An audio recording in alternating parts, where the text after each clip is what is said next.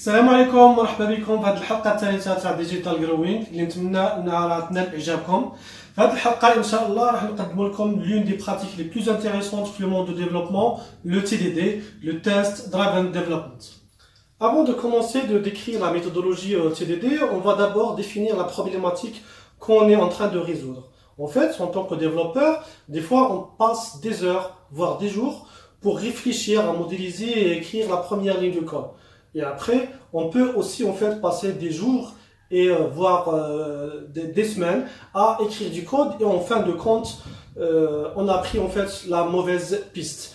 Donc, TDD en fait vient résoudre ce problème en nous aidant à bien écrire le code et à le bien démarrer.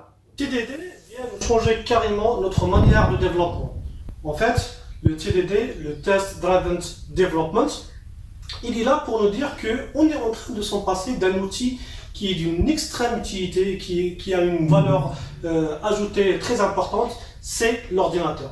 En fait, il faut arrêter de réfléchir trop avant de commencer à écrire du code. Il faut donner l'occasion à l'ordinateur pour réfléchir à notre place. Et c'est avec TDD qu'on peut y arriver à le faire. Pour pratiquer le TDD, il faut respecter les trois règles principales du TDD. Premièrement, il ne faut jamais écrire du code de production avant d'écrire son test unitaire qui échoue. En fait, il faut représenter la fonctionnalité qu'on est en train de développer sous forme d'un test unitaire. Et bien sûr, ce test il va échouer au début parce qu'on n'a pas encore créé du code de production. Et donc, on essaie de résoudre en fait ce test unitaire, résoudre ce problème-là en avançant dans le test unitaire et dans le code de production.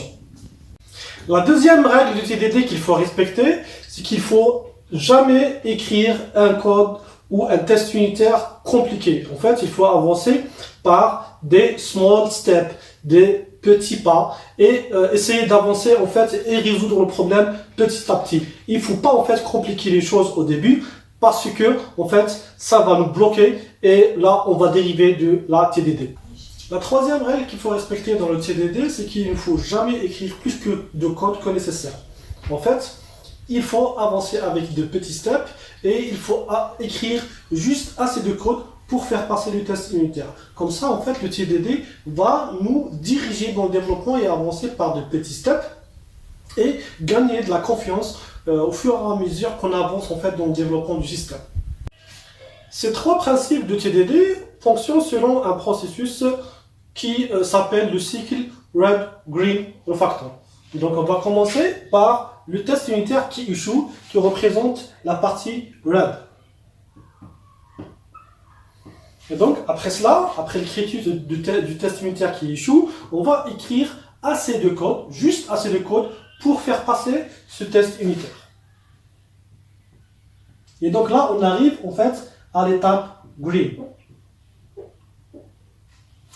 Et après, on essaye en fait d'améliorer ce code de production par l'utilisation des différents principes de refactoring, du design pattern, etc. Donc là, on arrive à la step de refactoring.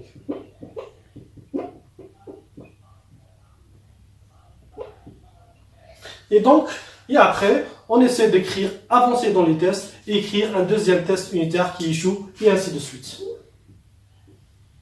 Pour arriver à pratiquer facilement les TDD et quand on est en fait en face à des problèmes complexes, il faut savoir les splitter à des petits problèmes. Donc, des petits problèmes qui correspondent à des petits tests unitaires et essayer de résoudre ces problématiques au fur et à mesure en avançant dans le code de production. L'une des problématiques que TDD vient nous résoudre en fait, c'est d'avoir un code qui traite la majorité des cas.